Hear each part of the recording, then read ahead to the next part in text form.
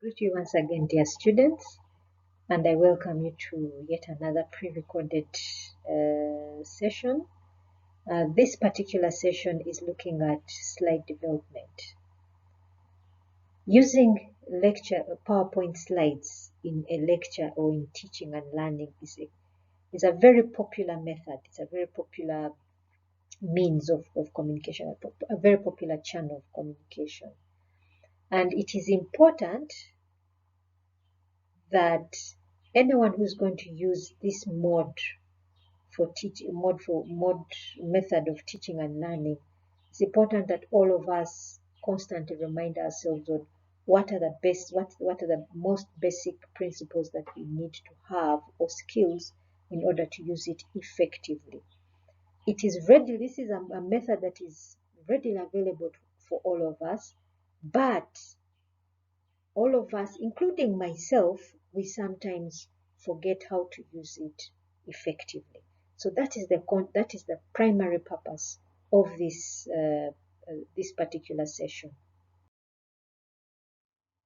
We are going to look at several things. One is why use PowerPoint presentation?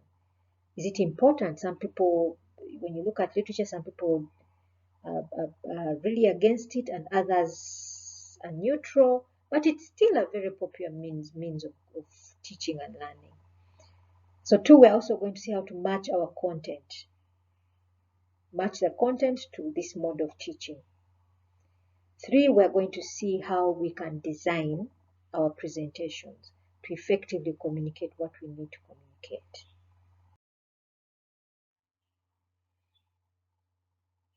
The first question is, should we use slide presentation in the classroom or should we use traditional methods? Like I said, there's quite a bit of literature out there. There are some people who are for it. There are some who think it's simply a technology that is destructive. We shouldn't use it, and so on and so forth. Now, some research has been done, and some of the things people have said is that it's either way, whether you're using traditional means or using presentation, it still produces the same results. So if you can use it, well and good. If you don't want to, don't use it.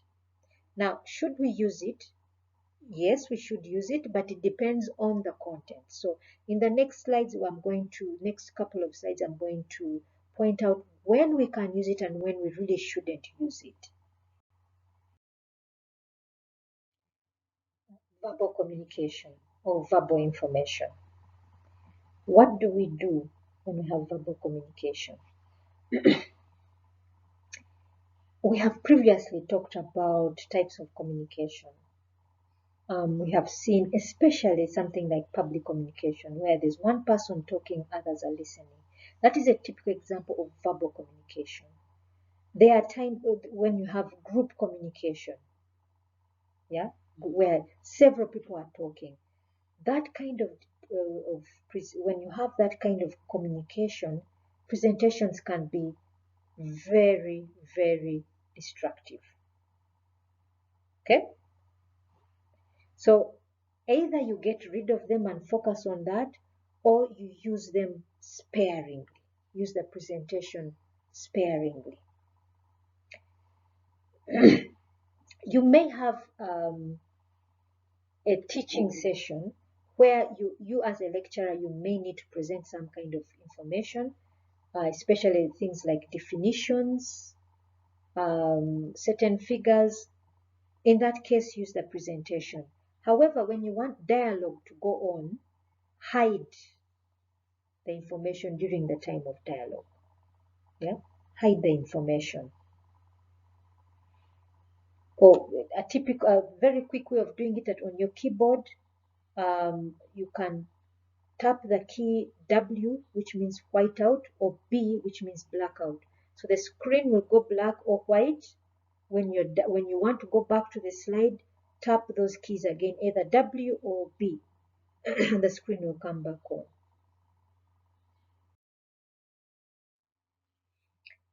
Another type of information is numeric or text. Now, if you have numeric or text information to present, for example, definitions, references, data. Then presentation is a very good way of communicating this kind of data. Yeah. So if you have this kind of information, then please do so. However, it's also important if you're dealing with graphs, numeric data.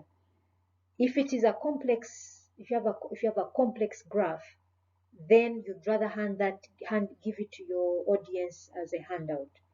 But if you have something as simple as what we have here, then you can include that. Whatever you present on a PowerPoint slide must be clear, a very clear, precise image. Now let's come to graphs and images. Graphs and images are very good for presentations. They are fast and easier than speaking about them. They are a good way to present, but avoid heavy charts. Avoid that.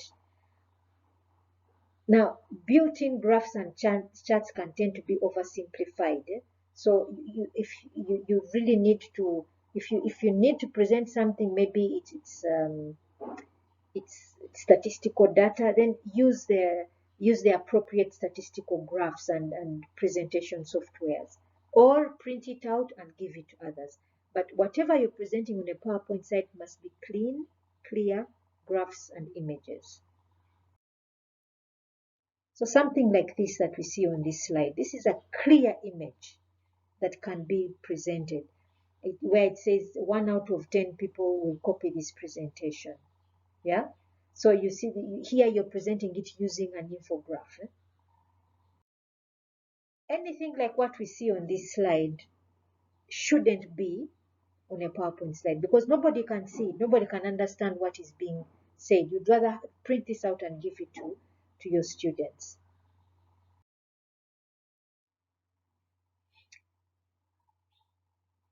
PowerPoint is a very, it's a very powerful platform that can be used. Right now, we have a pre-recorded lecture, and I'm using PowerPoint to develop the content, both the video and any other animation that I may need along the way. I'm using PowerPoint.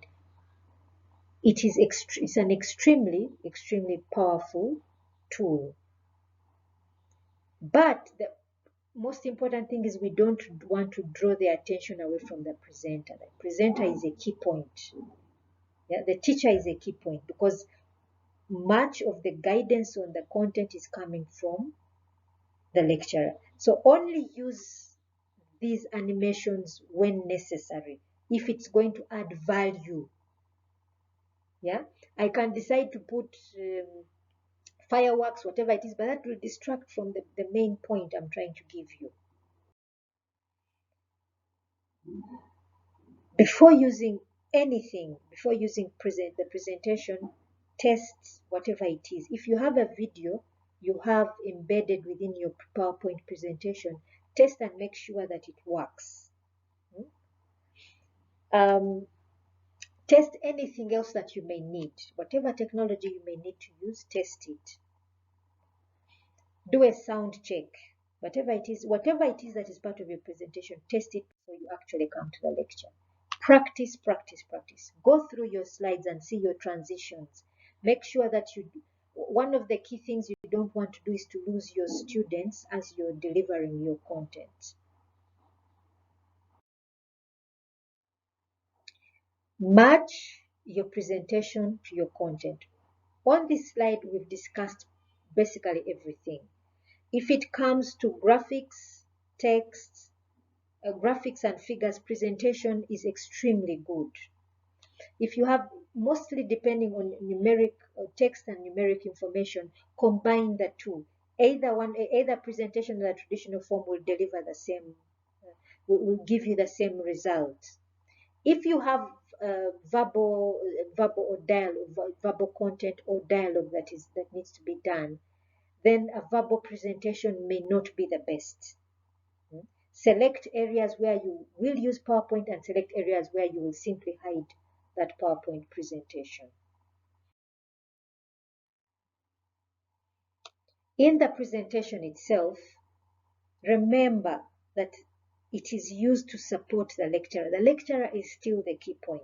There are many situations when even you yourselves may have experienced a teacher who is more focused on what is written on the slide than giving you his or her thoughts. Remember, in communication itself, you're also communicating your perception of something. This is when you see a teacher giving an example, an experience in their life. There they are communicating their thoughts and ideas, and it moves from just being words from a textbook or from a website. It comes into, it becomes, this information becomes alive, should we say. So you, the one who is using the PowerPoint, remember this PowerPoint is there to support you. Keep your bullet points spare, use your bullet points sparingly. Okay? Throwing a lot of information on the PowerPoint slide doesn't help. It only confuses and distracts the more. If you're using charts and graphs, contextualize them, explain them. Tell your students what this graph is about, what this image is about. When you're teaching, face the class.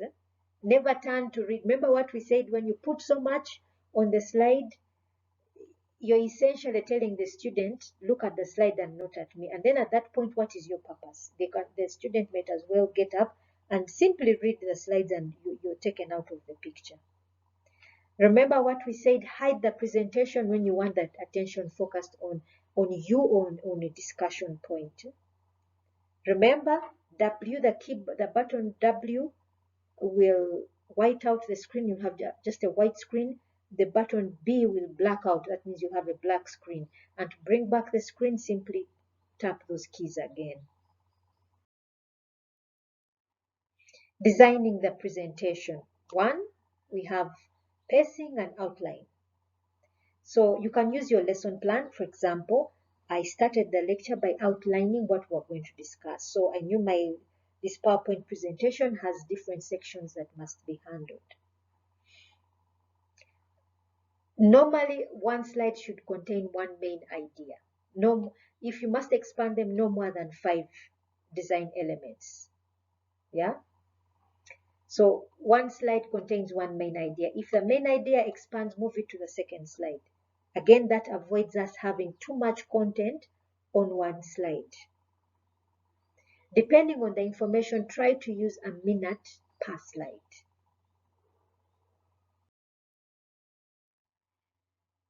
The presentation itself. Yeah, the design.